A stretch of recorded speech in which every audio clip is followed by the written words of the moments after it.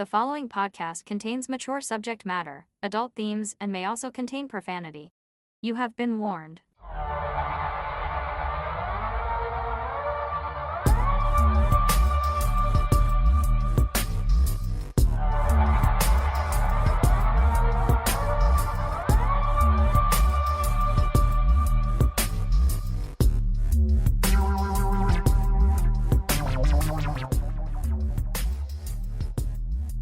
Hello, Absurdians. Welcome back to our show, The Absurd. As you probably know, in this little show of ours, we look at absurd histories, mysteries, freaky goings-on from around the world and right here at home. I'm here with my uber-charming co-host, Mel. Hello, Mel. Uber. Hi, how are you? I am well, and you? I'm great. Really? Yeah. Did you know that well and Mel rhyme? I just realized that. Yeah. So it's a relatively balmy day here today, only down to -6 C. Ooh, get out your bathing suit. I did go out for a walk. Almost every day I've been going out for a walk for like 20 or 25 minutes. Well, that's good. No, I actually don't mind walking in cold. Like I don't want to be like, lying out there. No. But like at snow and ice, I hate because walking is not awesome in snow and ice. But today is perfect. Yeah. But even like when it was like, -28 with wind chill, I've got good warm clothing. Yep. As long as you bundle up, it's actually quite invigorating. Quite invigorating. And when I was a child, I would do this, and I would imagine that I was on some alien frozen tundra world. Out exploring. That's what I still do. Okay. It's not quite as much fun now. I have to really work at it. But, yeah. Well, that's good. Oh, and by the way, everyone, while we are recording this on February 2nd for release on the 4th, on January 31st, it was Mel's birthday. No. Was so. Wow. Yeah. And if you want to know how old she is, just send me a private message. Yeah, sure. Yeah, she's hanging in there. She's still hanging in there. Yeah. You had a good birthday weekend? I did. I had a great weekend full of lots of funness. Yeah, I saw the video of you riding the mechanical bull. Yes. With a ridiculously oversized hat on. Yeah. That was Homer at Lone Simpson. Star. Lone Star in Cambridge. Yeah, was it fun? Yeah, it was fun. Riding the bull was it really working? No, that was just me bouncing. Oh, yeah, I picked up on that. I had the audio on, so yeah, I caught that. Why didn't it work? That's pretty lame. I think it was just for show. Like, it wasn't an actual mechanical bull. Well, that's it was lame just a show. saddle on a pole. Why don't they have a real bull and not they should. alive? But yeah, like the Dallas. Downtown? Dallas. It's not called the Dallas. No, it's called Dallas. But yeah, they have a mechanical bull, don't they? they sure do. Have you ridden it? No. Why? Are you high? No. I am not going to do that. What would it take for you to ride the mechanical bull? Oh, God. Nope. Well, there's different settings. They could put it on like the toddler setting for you. It's not so much that. It's the clientele that goes on a mechanical bull when you're at, prime clubbing hours. Okay. And certain people like to wear dresses. Oh. And go on. Not have anything on underneath. Is that a fact? And even if they do. Yeah. Ugh, no. Nope. I think about it way too much, and that is honestly the number one reason why I've never gone on a mechanical bull. Well, they probably do wash it, but I may need to rethink my opinion of Dallas after this. Why, you're going to start going? Wow. That makes it sound like a regular thing. I don't think that's necessary. I have been there. Not for... I might have been there twice in my life. Honestly, I think that's what I've been there. I've only been there twice because it's country, right? Mostly. Yeah, that's and not new my jam. country at that. I despise it. No, and I was never there for very long. Mm-hmm. Like it's a cool bar though. Like, I like the layout and everything. It's kind of neat. I'm trying to think of what it was before. Like one time it was a theater, but it was another club or like maybe a live entertainment thingamabob place stuff, you know? Yeah. Yeah, no, I can guarantee you there wasn't someone coming out and wiping it down after every ride, so... No, but they probably do it at the end of the night. Oh, so God. if we went so after it's just littered in syphilis and secretions. Wow. Blech. Well, it takes kind of the Gross. romance out of it, doesn't it? But if we went there right after they opened, like, to film it, then it would be squeaky clean. Yeah. Yeah. I wheezed. She wheezed. I'm going to call you Wheezy from now on. But yeah, you had a good weekend. Yeah, it was Excellent. good. My good friend Evelina had a party at her place for me, and Sweet. so it was a good turnout. Evelina, who loves everything we post. Yeah, Does she listen, though? she does. Oh, good. Yeah. Good. So it's not for nothing that she No, actually not for loves nothing. Yeah, us. Well, that's awesome. Yeah. Glad you had a good time. yeah. What about you? What'd you get up to? Not very. Friday I did nout. That's how they say nothing. Out. In Northern England. Okay. And then Saturday I actually went out to watch the Leaf game, Yes. predicting they would lose, which they didn't. Went to Howl at the Moon. Isn't that pub that's attached to a certain establishment in Waterloo? Actually, it's in Kitchener. Well, whatever. Kitchener. Sorry. What kind of establishment do you mean, Mel? Well, you know, No.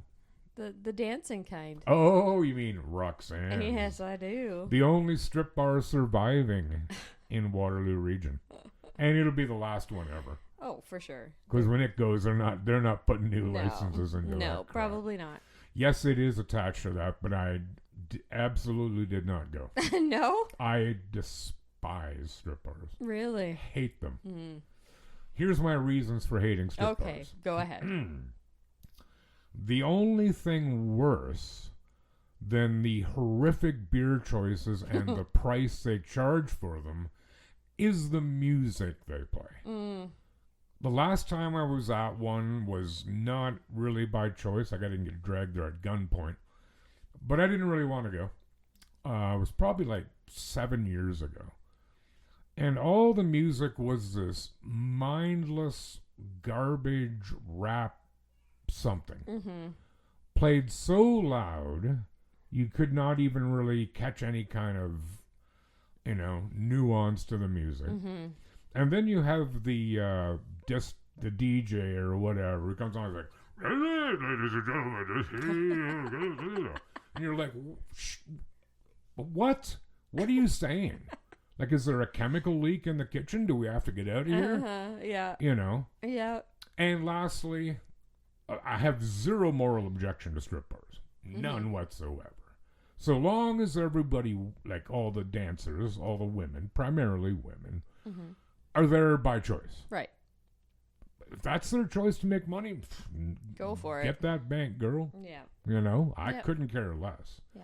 I actually was offered a job to work at a strip bar as a DJ. Oh, I could see that. And when I was in university, remember, I don't know if you were around here yet, but at where the roundabout is now at Bridge Street and Lancaster. Oh, the Dollhouse. One and the same. One and the same. That just shut down when I moved to the area. Okay, well, there was a bar next door called Huggies.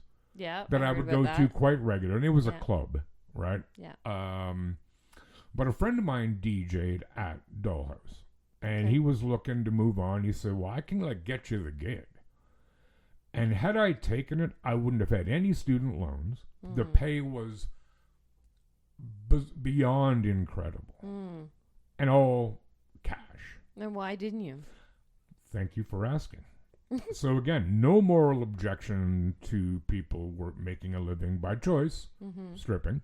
I have no moral objection to people working in prostitution if they're doing it completely by choice. Right. However, more and more at these strip clubs, they have, the champagne lounge. Yeah. Or whatever they want to call it, right? Well, there's more going on there than just your old-fashioned grandpa's lap dance. Yeah. Right? It gets a little bit, few games of, of tickle. Again, I don't have any problem with that, except another friend of mine at the time was dating a woman who stripped. And she was telling me that, like, she only wanted to strip. She wanted no part of any of the sexual shenanigans that were going on in the back. Yeah. They would not hire any strippers who weren't willing to do that. Now, but as a DJ there, I would have to, like, gentlemen, if you want to meet the amazing... Candy. I was just going to say that. Candy. You know, go on back to the Champagne Lounge. Actually, I can do better than that. Destiny. Gentlemen, put your hands together for the lovely Candy. And if you'd like to see more of her, ooh, and I do mean more, you want to visit our Champagne Lounge. So that's essentially pimping. Yeah. Right?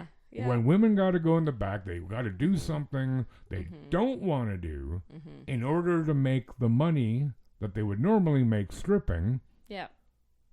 I'm pimping. I'm not doing that. No. Well, they don't get paid to strip. Well, they make their money. Depends where you are. Off your lap dances. That's right. Yeah. But let's admit, it might be different now. I don't know, but there's a whole lot of difference between a lap dance and a handy. Yeah. Or pardon my language, a blowjob. Yeah. I mean, yeah. And you shouldn't have to do the latter. Yeah. In order to be able to do the former. Right. So. No, that's right. Yep. It should all, again, like you said, it should all be a choice. Right. Of course. Yeah. Totally a choice. Yeah. Because you're bringing people in no matter what, right? Right. Right. So. But there's another thing. Like, I'm 50-ish years old. And what am I going to see at a strip bar that I haven't seen? Right. Like, unless she has a third breast growing out of her back, or four legs. Why am I paying to do this, by the way? Yeah. Like, what? Yeah. Huh? Yep. No. Not interested. But while I was at Howl at the Moon, I went there with my friend Seb, who you've met. Do you remember when we were at Piper's and I demonstrated to our server Ambrose, who you have a crush on, those two physical demonstrations, if you will, that women can do, but men can't. Right. Okay. So on Saturday night, our server, Kirsten, and Sabby, I demonstrated both of those things to them. Yeah. I couldn't do them, as I demonstrated. Kirsten could do both of them. The one where you lean against the wall and bring your leg in, you remember that? Yeah. Kirsten could do that. Yeah. Sabby couldn't. Then we went on to the chairlift thing. Kirsten could do it, but then so did Sabby. So I'm like, you're not supposed to be able to do this. I want to have a look at your pelvis. Because that's what that's what makes women be able to do it. Yeah. Right? That men can't, because you guys give birth. Yeah. So I'm forced to conclude, empirically I might add, that Sabby is in fact a woman. Yeah, I don't see any other conclusion as possible. I mean, what other possible explanation could there be? Right. So yeah, I'm not judging, but I'm just a little surprised that after all these years I didn't know that.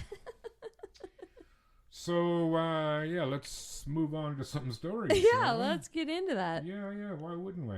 Actually, before we get underway, I do want to apologize again for last week's episode. There was a weird, funky hiss. Not as bad as the bonus episode. Not even close. In the background. And I could not figure out what the source of it was, nor could I eliminate it. However, we did do a test recording prior to this episode that seemed to work out hunky-dory. So I believe that we are good to go. All right, fingers crossed. Now, what was our first story last week? Was that me or you? That was you, so it's my turn.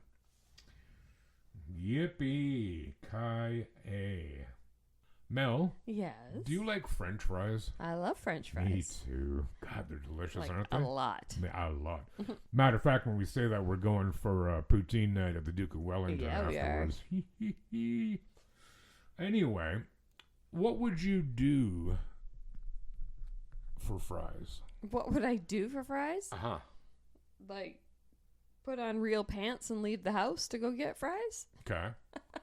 Would you kill someone for fries? I'm pretty sure I wouldn't. No matter how good the fries were? I am pretty sure. Yeah. No, I'm pretty that's the sure. best I might answer. want to, but I probably won't. Right. No, that's a good moral answer. Yeah. Well, we're going to go down to Fort Worth, Texas. Okay. Big surprise.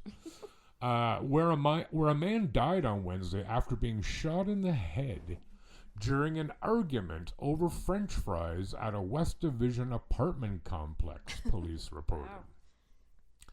The fatal shooting highlights how minor disputes can escalate to deadly violence, leaving one man dead and another on the run from authorities.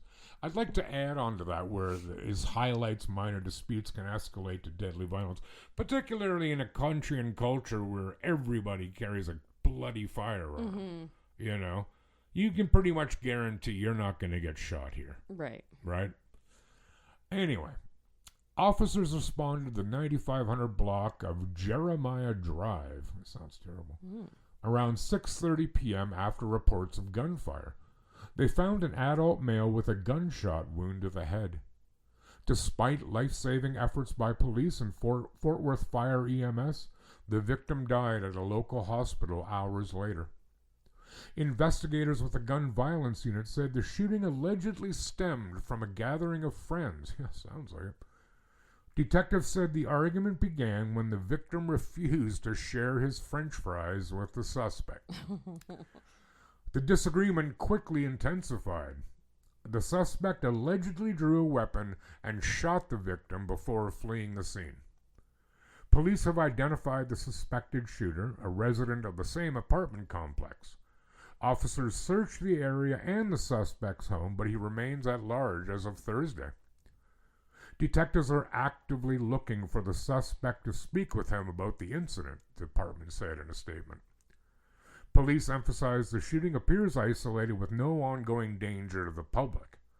The Tarrant County Medical Examiner's Office will release the victim's name after positive identification and family notification. The office will also determine the official cause and manner of death. I'm going to guess it's a gunshot wound. Yeah. Granted, I'm not the CSI Rod or anything. Anyone with information, blah, blah, blah, blah, blah. It's not going to be anyone listening, I don't think. But it's interesting. They believe it appears isolated with no ongoing danger to the public. I would say that somebody willing to kill somebody else for French fries is a constant danger. Yeah, I would think so. You know what I mean? I think so. Like, obviously, I wouldn't even hit somebody for French fries. No. Like, I might go, you're a dick, and walk away, you know. But probably not even. I just get my own French fries. Yeah, I have children. They steal my French fries all the time. You have a dog. Yes, this is true. It probably likes French fries, Yes. but self-respecting beast doesn't. Right? So, yeah, if you're ever in Dallas, Fort Worth, particularly Fort Worth on Jeremiah Drive, or whatever the hell it was called, Yeah. don't eat fries. Don't eat fries. And if somebody says, hey, dude, give me some of your fries, you give them a fries. Yeah. And you walk away. Hey, Melody, you got a story for us? I do. Let's have it. We're going to go to Pickering, Ontario? Ooh, Yeah, big it's a nuclear local power story. plant there. Yes. Big. All right. It was St. Patrick's Day, 1995, in the middle of a Canadian winter. In the basement on Glen Grove Road, 6 friends, Jay, Chad, Michael, Danny, Robbie, and Jamie. Wow, very Canadian names, aren't they? Sure are. I'm going to go out on a limb and say they're white. Yes. Yes, they are. Which is fine, obviously. They were hanging out in the basement doing what teenagers do, laughing, drinking, and planning a night that would never end. At around 2 a.m., the boys slipped out into the darkness. They headed towards the frozen docks of Frenchman's Bay, a quiet inlet of Lake Ontario. Surveillance footage, grainy and haunting, captured the last flicker of their silhouettes near a main local marina. Police believe they untied a 14-foot Boston whaler and pushed off into the black water, but they disappeared. Nice boat. Yes. They are. A resident later recalled the distant fading drone of an outboard motor that suddenly cut to a deadly silence. When the sun rose, the boys were gone. By the time the alarm was raised, 36 hours have passed. Yeesh. A fatal delay. The Canadian Coast Guard and local police launched one of the largest searches in the lake's history. They scanned the shoreline, dragged the bottom, and flew over the ice floes. But they found nothing. No life jackets, no debris, and most baffling, not a single piece of the unsinkable boat. Weeks later, a lone gas can washed up on the New York side of the lake, but it offered no answers, only more questions. For 3 decades, the families have lived in a state of ambiguous loss, struck between the official theory of a tragic drowning and the nagging mystery of how 6 people could vanish so completely. While the official theory remains a tragic accident, the lake private investigator Bruce Ricketts spent over 13 years challenging the narrative, uncovering details that suggest the night was far more complex than a simple joyride going wrong. Ricketts discovered a critical gap in the surveillance footage. Roughly 20 minutes after 3 of the boys entered the marina at 1:48 a.m., the camera captured 3 other individuals, 2 women and 1 man, entering the same area. Ricketts believed they might have witnessed what happened or have been involved, yet they were never identified or mentioned in early police reports. He highlighted the physics of the boat, a replica of the Boston whaler known for its foam-filled hull that makes it virtually unsinkable. Ricketts argued it was nearly impossible for the boat to vanish completely without leaving debris, even if it capsized in the storm. While police used the gas can found in Wilson, New York to prove the boat sank, Ricketts questioned its drift pattern. Based on the lake's currents at night, he argued that he could only have floated towards Toronto, not across the lake to the U.S. shore. There were many other theories that came up. Ricketts also investigated rumors of a drug smuggling connection in the marina area, though he was never able to find definitive proof. Just days after the disappearance, a fire broke out 5 kilometers away. Ricketts filed Freedom of Information requests to see if one of the stolen boats had been burned there to destroy evidence, a lead he was investigating just weeks before he passed away. As of 2025, the 30th anniversary of the disappearance, the file is officially unsolved and remains open. So they have no idea where these 6 boys went. Yeah, and they were what do you say, like 15, 16? Yeah, they were like, somewhere around there. Yeah. I'm mildly familiar with this case. Like, I've certainly heard of it. Yeah. 6 people in a 14-footer. I guess it's suitably comfortable. Well, what the hell would possess you to go out in Lake Ontario in March? Yeah. Like, yeah. You know, the air temperature might have been okay. I guarantee you the water wasn't. No. You wouldn't last long in it. No. You know, before hypothermia took you and you'd lose all your energy and, adios. Yep. But yeah, where's the boat? Where's the boat? There's, like I said, there's no life jackets. There's no nothing. Like, absolutely nothing has come ashore. Assuming they had life jackets with them. Assuming so. Right. Sure. But I don't understand the one part there. It said 3 of the boys were seen on surveillance footage at the marina. Then there's a gap, and then 2 women and a man were shown. Where were the other 3 boys? That you just couldn't see them in the camera view. Oh, I see. So okay. it could only capture 3 of them going. I see. Yeah. Okay. Yeah, that's weird. It is weird. It's always those, like, mysteries of, like, what happened. That's what would kill me the most. Like, if that was my kid, or, I mean, anyone you know, for that matter. Yeah, like, what happened? But, especially your kid. Yeah, and it's weird. I mean, we always do this. And I get it, like, what's it called? Well, there's Occam's razor, which is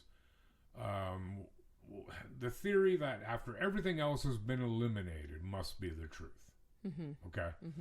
But almost always the explanation is simple and obvious. Yeah. Like, perhaps they were dicking around in the boat. Yep. They're going out at 2 a.m. Yeah. I'm going to assume it wasn't their boat. No. Right. So, okay, there's 4 minutes for being stupid. Yeah. Right? Yeah. I'm not suggesting for a second they deserve any of this. Absolutely not. Absolutely not. But they went out there and who knows what happened. right? Mm-hmm. The boat capsized, or what have you. As we said, getting back into a boat in that water temperature, you better get it right the first time. Yeah. It's not happening. No. And who knows? There are ships in the Great Lakes. Mm-hmm. Would be in March. It wouldn't be frozen, not in Lake Ontario, like not solid frozen. So who knows that the boat didn't get run over and ground to piece of hamburger, and the boat's gone. Yeah. Right. Drug trafficking. We love these big. Sure. I'm not saying it's not possible, but Yeah. is it as likely as what I just suggested? No. No. These boys, I'm going to guess, weren't involved, because that would be an obvious then. Mm-hmm. Yeah, they were dealing. Yeah. Yeah. Okay. It's a weird story, crazy 100%. Story. Because the fact that there was just absolutely nothing left tying them to even being in the boat. Yes. And they scoured everything, couldn't find a trace of anything. Yeah, that is weird. I don't know. And the idea, it's a cover-up. We love doing that, too. We like to see conspiracies where they probably don't even exist. Yeah. There are conspiracies in the world, no question. Sure. But, yeah, well, hopefully it gets solved at some point. Yeah. I just watched, do you remember Christine Jessup? Yes.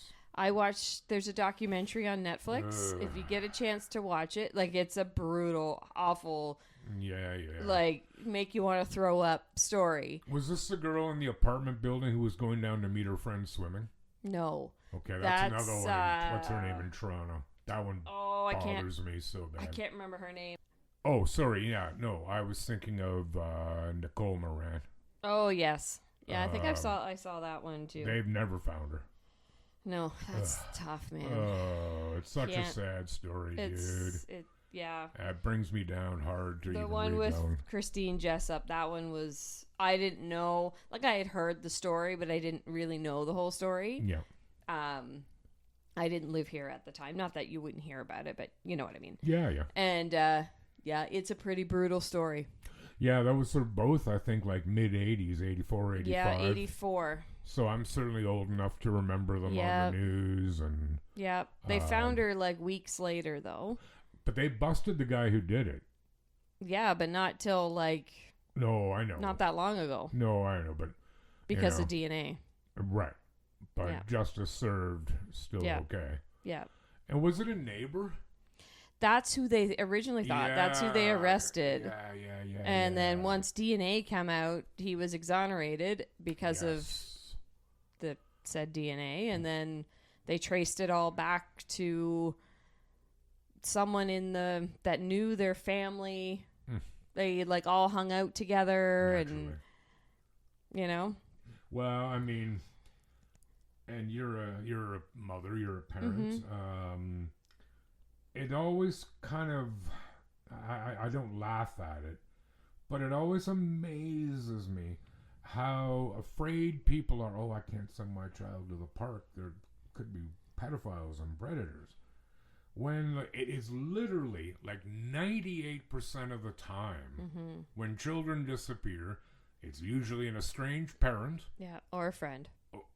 Or a family member. Family, yeah.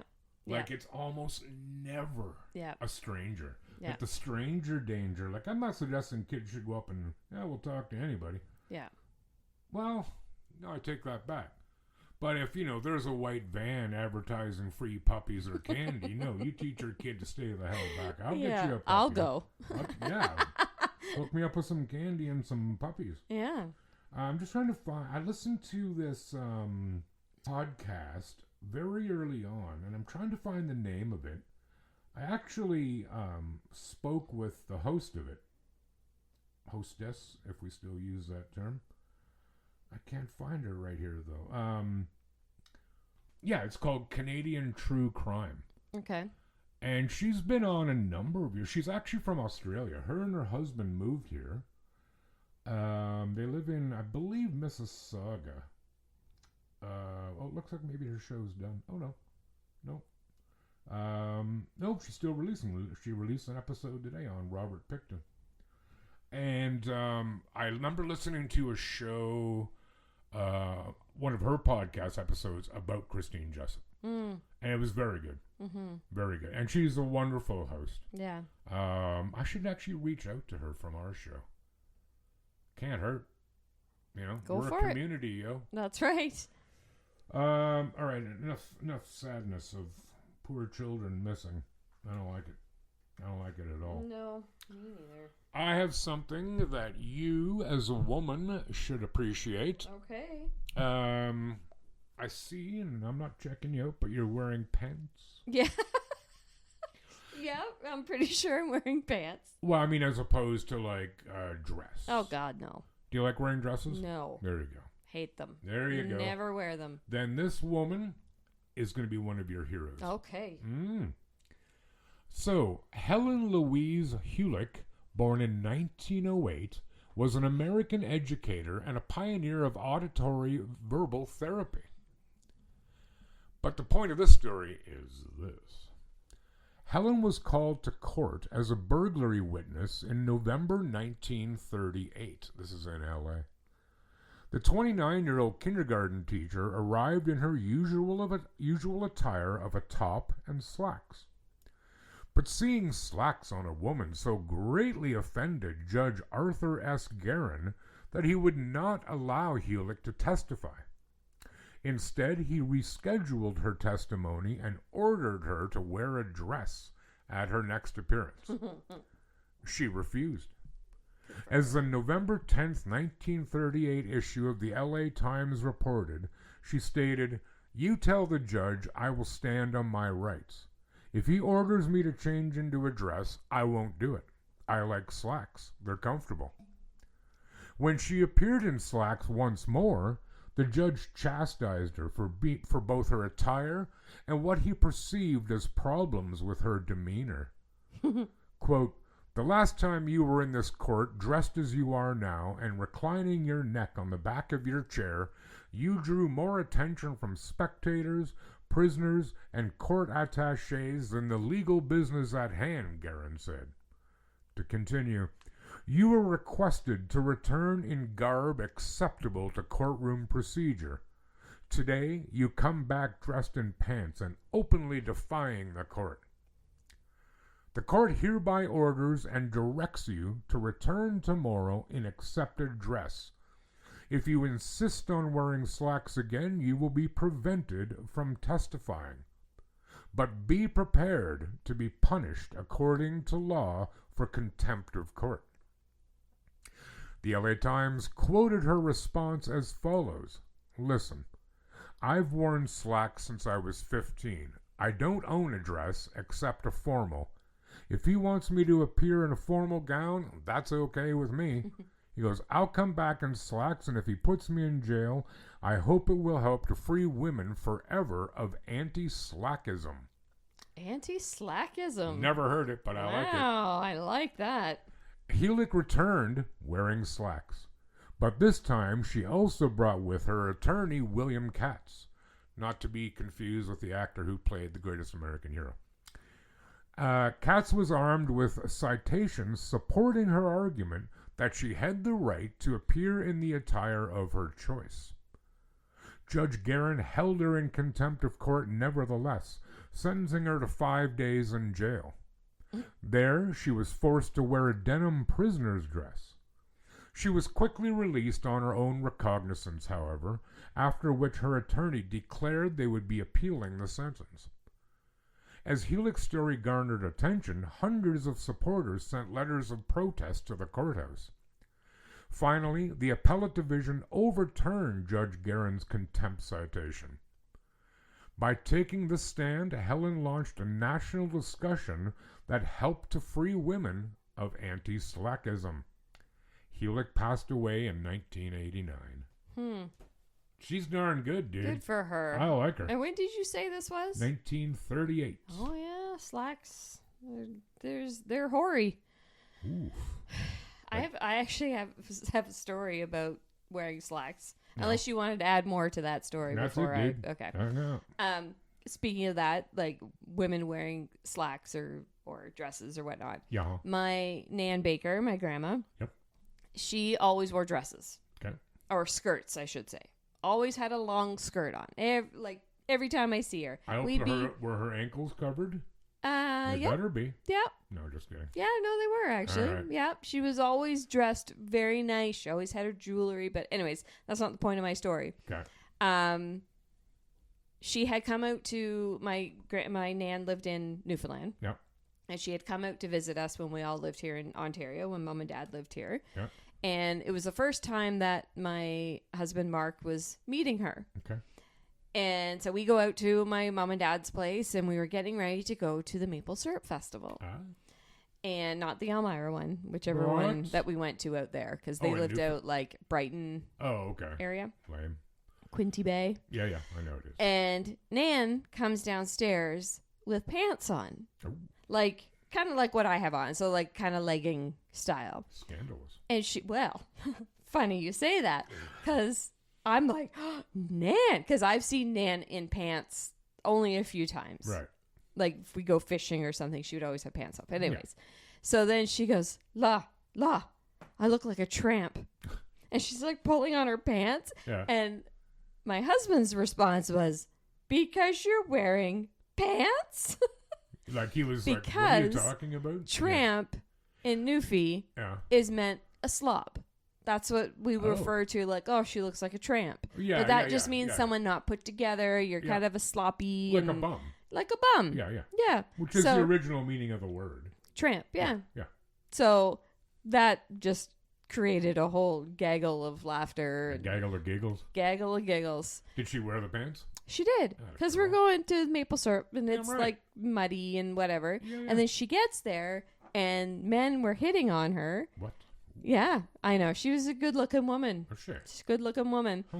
And these old men were kind of hitting on her. And Mark goes, see? It's because you're dressed like a tramp. How did she respond to that? She laughed. She laughed. Okay, she was good. She's a good. good sport. But anyways. Is she still alive? No. Too bad. No. Yeah. She was the best. Well, she still is, probably. She is. Yeah. Yeah, I mean, it's ridiculous. Like, it is ridiculous. Yeah, like, it's not like she was, wearing a bathing suit in court. No. No. She's still covered. Yeah. Shouldn't matter. Well, you'll see the picture that I used for the story. Like, she looks beyond presentable. Yeah. Like, I don't, Yeah. This judge was obviously a doughhead. Clearly. Way to abuse your power, you numbskull. Yeah. So, there's your, so if you ever, I hope you never, or any women or girls listening, I hope you never experience anti-slackism. Anti-slackism, that's right. I love that term. Because, we all want to dress like tramps. I've never understood the word slacks. Slacks? It is a weird word. It is. What does it mean? Like, oh. I don't know. I'm going to look into it. Slacks. Yeah. Pantaloons. I know a band named The Slacks. I have some friends in it. They don't exist anymore. Anyway. All right. Bring us home. Okay. Surgeons at a hospital, and I don't know if I'm going to say this right, in Toulouse, France. Toulouse. Toulouse? Yep. Oh, that was close. Like, to lose your keys. To lose your keys, okay. Discovered a World War I shell inside a patient's rectum. Oof. Prompting... Damn, killed him. Prompting an emergency evacuation and bomb disposal response. Ooh, the 24-year-old showed up at the emergency room on Saturday night. So this was like quite literally last Saturday night. Yeah. Complaining of discomfort due to an inserted object in his backside. However, it was only during the surgery that doctors discovered the 16 by 4 centimeter antique explosive in his rectum. So for the you're gonna convert that, aren't weird you? countries out there, it's 6.5 inches by 1.5 inches. Upon this discovery, the hospital staff alerted the police and the fire department, who put the hospital under lockdown while they inspected the device. I hope they took it out first. I was just thinking this exact same thing. Like, is this going to take much longer? Yeah. It was eventually determined to be harmless, a source from the hospital shared with local media. During the operation, the surgeon discovered a shell dating from the First World War, which the man had inserted into his bum. Bomb disposal experts removed the shell while the patient stayed at the hospital for recovery post-surgery on Sunday, February the 1st, yesterday. Or it'll be several days ago now once Yes. they listen. According to local reports, the police intend to initiate criminal proceedings for violation of weapons legislation. It sounds like the weapon was violated. Well, I think so. You know? Did it have a say in going in there? Probably not. That's dark in here. Mm-hmm. The public prosecutor's office in Toulouse is expected to take over the case for a thorough investigation once the man has been interrogated by the police. Funny enough, this isn't the first such incident. 4 years ago, an 88-year-old man caused another French hospital to evacuate when he arrived at Hospital St. Meuse in Toulon with a World War I shell stuck in his rear end. So apparently they like to put things in their bums. 88-year-old men need love too. I guess. Yeah. Bomb disposal specialists at the location determined that there was minimal risk and the shell would detonate inside the patient, allowing surgeons to proceed with an operation to extract the 8x2-inch shell from his rectum. That's a big one. Mm-hmm. Ah. So yeah, bottom line is, bottom line, don't put things in your butt. Don't put things in your butt. Well, don't put things in that A, can't be readily retrieved, and B, maybe not potentially explosive devices. Yeah. You know? Yeah. You know, if you want to Death do... by butt bomb. You want to do bum stuff, you know, whatever, dude. But, you know... Bums. It's like the Seinfeld episode, which I know you don't watch, and you're insane for not watching it. Mm-hmm. When George's father falls on a Fusilli Jerry. It's a little Jerry Seinfeld statue made out of Fusilli pasta. Oh. And it goes right up his rectum. Oh. And that's what you hear him telling the doctor at the end. He goes, "It's 1,000,000 to 1 shot, doc. 1,000,000 to 1." Because that's what they always say when, you know... I remember reading a story. I was actually looking at the same story you just did. Mm-hmm. And about different things. Oh, no, what was it about? I might even still do this story. So this is going to be a bit of foreshadowing, I guess. About dudes, you know, sticking their happy appendage into vacuum cleaners. Oh, yeah, that's just dumb. As opposed to putting a shell up your teeth. Well, but their explanations. The guy said he was cleaning his car with a vacuum cleaner, and he took his shorts off. Sorry, why would you take your shorts off? And because I presume your car is outside. And then as he was leaning in, his penis got caught in the vacuum cleaner. Sure, buddy. Yeah, dude, just nobody believes you. Just, you know, just dumb. You stuck your wang in there. Wang. Those are good computers. Yeah. So, you know, how do you walk in? Yeah, you know what? Damnedest thing today. You know, I got a 20 millimeter cannon shell up my back passage. You know. Secret tunnel. Nobody's buying it. Just say, look, my ass hurts. There's something in there. Please get it out. Yeah. Fill in your own conclusions. They've seen it all, I'm sure. Right. Good one. Nice story. Yeah. Yeah. And nothing other than the boys, you know, missing on Lake Ontario. We never had anything on the guy getting shot for French fries. The last two stories weren't. Yeah, but the last two were. Yeah, good. they weren't too horrible. You know. So before we go and stuff our gullets with poutine, gullets. do you have something you want to say to our lovely, lovely people? Yeah, you guys need to give us some 5 stars, please. Please. Whatever platform you're using to listen to us on, that would be awesome. And share us with a friend. Or several. Or for several. Yeah. Yeah. And, you know, give us a follow, please, on Facebook, called The Absurd. And on Instagram as well, and Tickety Talk. You know, we don't post too often on Tickety Talk. No, but I don't really know why. I don't know. Maybe we will. I always kind of forget about it. So do it's I, like one of those things, right? Like I go on TikTok once in a while, but I kind of forget about it. I go on there to watch comedy clips. Yeah. But other than that, I don't I hate so much of it. But yeah, well, maybe we'll start posting a little bit more there. Sure. Anyway, thank you very much for stopping by and listening, and hopefully you'll tune in again next week. So until then, please take good care of yourselves and one another. Bye. Goodbye, everyone. Goodbye.